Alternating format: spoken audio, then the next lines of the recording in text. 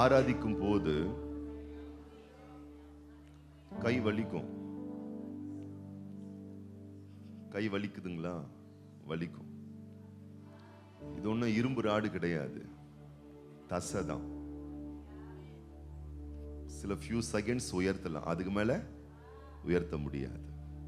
ஆனா நான் சொல்றேன், அந்த வலி இருந்தாலும், அந்த சிரமம் இருந்தாலும், அந்த வருத்தத்திலேயும் நான் கையை உயர்த்துறேன்னா என்ன தெரியுமா காட்டுது?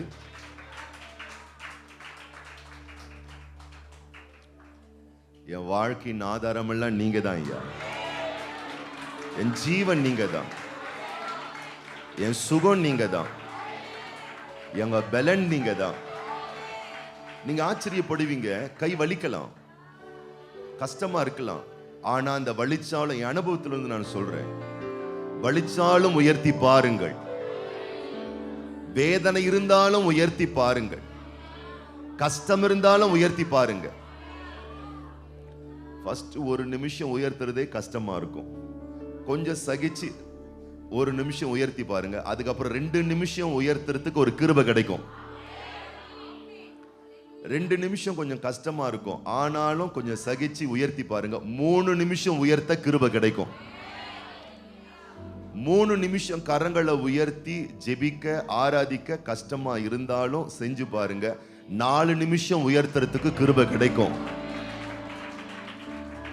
நான் என் தனி அனுபவங்களை சொல்றேன். பல நிமிடங்கள் கரங்களை உயர்த்தி நான் ஆண்டவரை ஆராதிக்கிறேன்.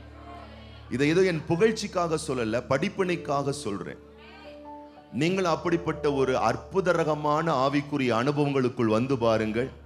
உங்கள் வாழ்வில் நீங்க அந்த வலியின் நடுவிலும், அந்த வருத்தத்தின் நடுவிலும் தேவனை மகிமைப்படுத்துகிற அந்த மகத்தான விஷயம் இருக்கு பாருங்க. உங்கள் சத்துருக்கள் விழுவதை நீங்கள் காண்பீர்கள். தேவனுக்கு முன்னாடி உங்கள் கரங்கள் உயர உயர உயர உயர உயர உயர உயர உயர உயர உயர உயர உயர பிசாசின் வல்லமைகள், எதிர்ப்பின் வல்லமைகள், அந்தகார வல்லமைகள் கீழே விழுறத, உனக்கு எதிராய் இருக்கக்கூடிய சத்துருக்கள் கீழே விழுகிறத நீங்க பார்க்க முடியும். நீங்க பார்க்க முடியும். வேதம் சொல்லுகிறது, மோசே கரங்களை உயர்த்தினான், சத்துருக்கள் கீழே விழுந்தாங்க. மோசையின் கரங்கள் கீழே போச்சு, சத்துருக்கள் மேற்கொண்டாங்க. வலி இருந்திருக்குமா மோசைக்குனா? கண்டிப்பா. அவருக்கு என்ன இரும்பு ராடா இருந்துச்சு கையில? இதே நம்மள மாதிரி தான் எலும்புகள், நரம்புகள், தசைகள். ஆனா அந்த வலியிலேயும் அவன் உயர்த்துறான். அப்படின்னு என்ன அர்த்தம்? என்ன அர்த்தம்? இந்த வேதனை, இந்த வலி, இந்த வருத்தத்திலையும் என்னால ஒன்னும் செய்ய முடியலப்பா, நீங்க தான்ப்பா. நான் மனுஷன் கையில விழ விரும்பல, உங்க கையில நான் விழுந்துடுறேன். நீங்க தான் என் ஆதாரம், நீங்க தான் என் ஆசீர்வாதம், நீங்க தான் எனக்கு எல்லாமேன்னு சொல்லி விழறான். ஆண்டவர் அங்க இறங்கி அவனுக்காக பலத்த காரியங்களை செய்கிறார். வலித்தாலும் தேவனை மகிமைப்படுத்த தேவ பிள்ளையே. சிரமம் இருந்தாலும் உன் சிரசை உயர்த்துகிற ஆண்டவரை கனப்படுத்த தேவ பிள்ளையே. கஷ்டம் இருந்தாலும் கர்த்தாதி கர்த்தர் ஆராதி கர்த்தருடைய பிள்ளையே. நெருக்கம் இருந்தாலும் கர்த்தாதி கர்த்தரை உயர்த்து தேவ பிள்ளையே. எத்தனை பாக்கியங்கள் உண்டாகும் தெரியுமா உங்க லைஃப்ல? அங்குதான் கர்த்தர் வெளிப்படுகிறார். யெகோவா நிசி. யார்கிட்ட போய் உதவி கேட்கிறது? யார் மூலமா நன்மைகள் நடக்கும்? இவங்க நினைச்சாங்கன்னா முடிஞ்சிரும். இந்த மைண்ட் செட்டை மாத்தி நான் சொல்றேன், உங்கள் கரங்களை உயர்த்தி பாருங்க. இன்னைக்கு ஒரு தீர்மானம் பண்ணுங்க. கைகளை உயர்த்தி ஜெபிக்கிற, கைகளை உயர்த்தி ஆராதிக்கிற அந்த ஒரு பழக்கத்துக்குள்ள நீங்க கொண்டு வந்து பாருங்க. உங்க லைஃப்ல நடக்கக்கூடிய அற்புதங்களை நீங்க பாப்பீங்க. எதிரிகள் தாழ்ந்து போவதை பாப்பீங்க, சத்துருக்கள் விழுந்து போவதை பாப்பீங்க, தடைகள் உடைந்து போவதை பாப்பீங்க. யெகோவா நிசி, தேவன் வெற்றியை தருவதை நீங்கள் காண்பீர்கள். எத்தனை பேர் நம்ம சொல்ல போறோம்? வலிக்குதுதான், எனக்கும் வலிக்குதுதான், உங்களுக்கும் வலிக்குதுதான், எல்லாம் மோசேக்கும் வலிக்கும் தான். ஆனா நீ உயர்த்த உயர்த்த கர்த்தருடைய வல்லமை வெளிப்படுவதை நீங்கள் பார்ப்பீர்கள். எத்தனை பேர் சொல்றீங்க, வலிச்சாலும் பரவாயில்ல, என் கையை நான் உயர்த்த போறேன்? வலிச்சாலும் பரவாயில்ல, உங்களால எவ்வளவு நேரம் உயர்த்த முடியுமோ. 1000 பேர் உனக்கு காட்டாத ஒரு தயவ இரக்கத்தை ஆண்டவருடைய ஒரு இரக்கம் காட்டும். 1000 பேர் கடினமா இருந்தாலும் கர்த்தருடைய ஒரு கருணை உன்னை அற்புத ரகமான மேன்மைக்குள் உயர்த்தும்.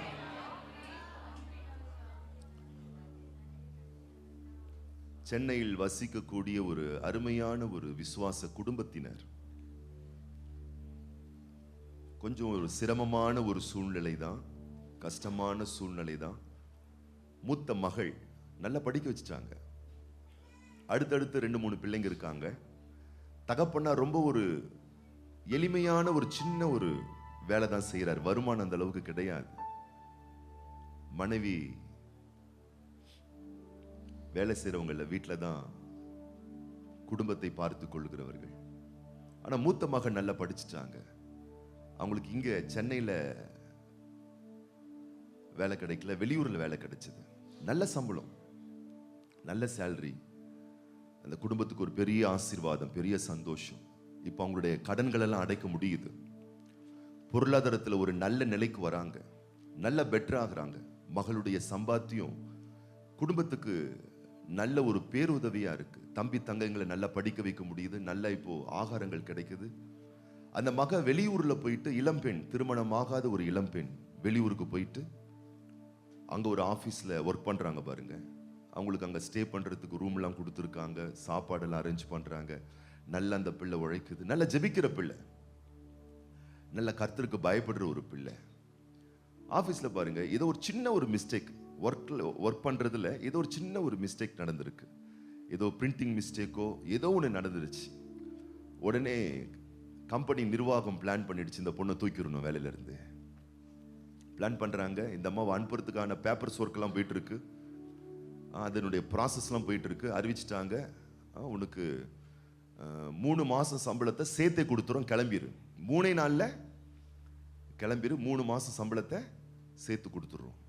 எல்லா ஒர்க்கெல்லாம் போயிட்டு இருக்கு. இந்த அம்மாவை வந்து டிஸ்மிஸ் பண்றதுக்கான எல்லா வேலையும் போயிட்டு இருக்கு. சம்பளத்தை சேர்த்தியும் கொடுத்துட்றாங்க. இந்த பெண் பிள்ளைக்கு எப்படி இருக்கும் பாருங்க. இப்பதான் குடும்பம் கொஞ்சம் பெட்டரான ஒரு நிலைக்கு வருது. கொஞ்சம் ஒரு வசதிகள் கிடைக்க ஆரம்பிச்சிருக்கு. கர்த்தர் கொடுத்த ஒரு வேலை. ஆனா இப்ப அந்த வேலையை இழக்கிற ஒரு சூழ்நிலை. அதிகாரிகள் கருணை காட்ட மாட்டாங்க. ஏற்கனவே இந்த பிள்ளை மேல வேலை ஸ்தலத்துல நிறைய எரிச்சல் பிடிச்ச மனுஷங்களா இருக்காங்க பாத்தீங்களா, அவங்களுக்கு ரொம்ப சாதகமாயிருச்சு இந்த பிள்ளையை அனுப்பணுன்ற விஷயத்துல. ஆனா இந்த பிள்ளை ஜெபிக்கிற பிள்ளை, ஆண்டவர் ஆராதிக்கிற பிள்ளை. இப்போ ரூம் கேன்சல் ஆகும், ஊரை விட்டு போகணும், மறுபடியும் இங்க ஊருக்கு வந்துட்டா என்ன வேலை கிடைக்கும்? பொருளாதார தாழ்ச்சி, மிகுந்த ஒரு வேதனை, வருத்தம். ஒரு நாள் சாயந்தர நேரம் அந்த பிள்ளையினால வேதனை தாங்க முடியல. என்ன பண்ணுது அந்த பிள்ளை, ஸ்டாஃபுங்கெல்லாம் ஸ்டே பண்ணக்கூடிய அந்த குறிப்பிட்ட அந்த ரூமுக்கு மேல மொட்டை மாடியில அந்த ஓப்பன் டெரஸ் மேல டேங்க் தண்ணியெல்லாம் இருக்கும் பாருங்க, அதுக்கு மேல ஒரு இடம் இருக்கும், ஸ்பேஸ். அங்க போயிட்டு இந்த பெண் பிள்ளை என்ன பண்ணிருக்கு, மேல உச்சிக்கு நேரா போயிட்டு முழங்கால் படியிட்டு 2 கைகளை உயர்த்தி ஜெபம் பண்ணிருக்கு. ஆண்டவரே உங்க கருணை வேணும் ஐயா, நான் என்ன பண்றதுன்னு தெரியல. நான் ஒரு சின்ன மிஸ்டேக் நான் பண்ணிட்டேன், உண்மைதான். ஆனா நான் அதை சரி பண்ணிக்கிறேன். நான் அதிகாரிகிட்ட நான் பேசி பார்த்தேன், அவங்க ஒத்துக்க மாட்டுறாங்க. அந்த ஒரு சின்ன காரணத்தை வச்சு என்னை வேலையை விட்டு துரத்துறாங்க. நீங்க தான் எனக்கு இறங்கணும், உங்க இறக்கம் தான் எனக்கு உதவி செய்யும்னு என்ன முட்டியே தேஞ்சாலும் பரவாயில்ல, கையே மறுத்து போனாலும் பரவாயில்லன்னு அந்த பிள்ளை பாருங்க உச்சிக்கு போயிருச்சு. மேல முழங்கால் படிட்டு 2 கையை உயர்த்தி ஜெபம் பண்ணுதான் பாருங்க. நேரம் போயிட்டே இருக்கு. அந்த ஸ்டாஃபுங்களா இருக்காங்க பாருங்க, கீழே அப்படி போனவங்க யதார்த்தமா அப்படி மேல பார்க்கும்போது ஏதோ ஒரு விஷயமா பார்க்கும்போது 2 கை உயர்த்திட்டு இந்த பிள்ளை ஜெபம் பண்ணுது. ஆனா அவங்களுக்கு அது ஜெபம் பண்ணுதுன்னு தெரியல. அவங்க கிட்ட போய் பார்க்குறாங்க, கண்ணெல்லாம் கலங்கி போயிருக்கு, அழுதுகிட்டு இருக்கு, கையை உயர்த்திக்கிட்டு இருக்கு, ஒசரமான அந்த இடத்துல இருக்குன்னு சொன்ன உடனே அந்த ஒரு குறிப்பிட்ட ஸ்டாஃப் பாருங்க பயந்துட்டாரு. அவரு பயந்துட்டு ஆஃபீஸ் கால் பண்ணியிருக்கிறாரு. இது மாதிரி நீங்க வேலை விட்டு தூக்குறதா இருக்கீங்களா, அந்த பொண்ணுடைய பேரை சொல்லி. அந்த பொண்ணு மொட்டை மாடியில நிக்குது, கையை உயர்த்திட்டு வேற நிக்குது, கண்ணெல்லாம் கலங்கி போய் கிடக்குது. என்னவோ பண்ணிக்க போது போல இருக்கு, என்னவோ நடக்க போது போல இருக்கு, எங்களுக்கு பயமா இருக்கு அப்படின்ட்டு ஃபோன் பண்ணியிருக்காரு பாருங்க ஆஃபீஸ்க்கு. ஆபீஸ்ல இருக்கக்கூடிய டாப்பர்ல இருக்கிறவங்களாம் வந்துட்டாங்களாம். வந்துட்டு அந்த பொண்ணை பார்த்து அவங்க பயந்து பாருங்க, கர்த்தர் எப்படி எல்லாம் கிரியை செய்யறாரு அவங்க உள்ளத்துல. அவங்க வேற மாதிரி நினைச்சிட்டாங்க, இந்த பொண்ணு ஏதோ சூசைட் பண்ணிக்க போது போல இருக்கு. தன்னை அழிச்சிக்க போது போல இருக்கு, தன்னை சங்கடப்படுத்திக்க போது போல இருக்குன்னு பெரிய டாப்பர்ல இருக்கிறவன வந்துட்டு என்ன பண்ணிட்டாங்களாம், கூப்பிட்டுருக்காங்க அந்த பொண்ணை. அம்மா வாமா, இறங்கி வாமா, இறங்கி வாமா, என்னம்மா பண்ற? அந்த பொண்ணு சொல்லியிருக்கு, நான் ப்ரேயர் பண்ணேன். நீ ப்ரேயர் பண்ணியோ என்ன பண்ணியோ உங்களுக்கு தெரியாது, ஆனா பயமா இருக்கு.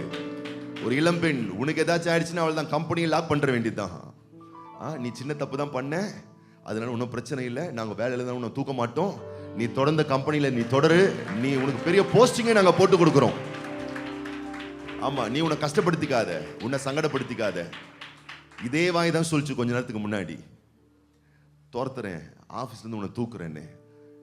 இது மனுஷனால் வரல, தேவனால் வந்தது. எந்த மனிதன் கர்த்தருக்கு நேராக தன்னை தாழ்த்துறானோ, கர்த்தருக்கு நேராக கையை உயர்த்துறானோ, மனுஷன் கால பிடிக்காம கர்த்தருடைய கிருபைய, இரக்கத்தை, தயவை என்னைக்கு ஒரு மனுஷன் தேடுறானோ அன்னைக்கே அவன் தலை குனிய மாட்டான், அவன் வெக்கப்பட்டு போக மாட்டான், அவன் விழுந்து போக மாட்டான். அவனை கர்த்தர் ஒரு நாளும் சத்ருவின் கையில ஒப்பு கொடுக்கவே மாட்டாரு. எத்தனை பேர் ஆமென் சொல்றீங்க? நான் கர்த்தருடைய கையில நான் விழுந்துடுறேன், ஆண்டவருடைய கரத்துல நான் உன்னை ஒப்பு கொடுத்துறேன். எத்தனை பேர் சொல்றீங்க, என்கிட்ட 1000 குறைகள் இருக்குல்ல ஆண்டவரே, ஆனாலும் நானாகவே நான் வந்திருக்கிறேன், உங்க பிரசனத்துக்கு நான் வந்திருக்கிறேன், இன்னைக்கு எனக்கு ஒரு உதவி செய்யுங்கப்பா, இன்னைக்கு எனக்கு ஒரு தயை செய்யுங்கப்பா, என் லைஃப்ல ஒரு அற்புதத்தை செய்யுங்கப்பா, என் குடும்பத்துல ஒரு அற்புதத்தை செய்யுங்கப்பா, என் லைஃப்ல ஒரு வாழ்க்கையில ஒரு அற்புதத்தை செய்யுங்கப்பா என்ற ஒரு உறுதியான ஒரு மனநிலையோடு 2 கரங்களை அப்பாவுக்கு நேராக உயர்த்தி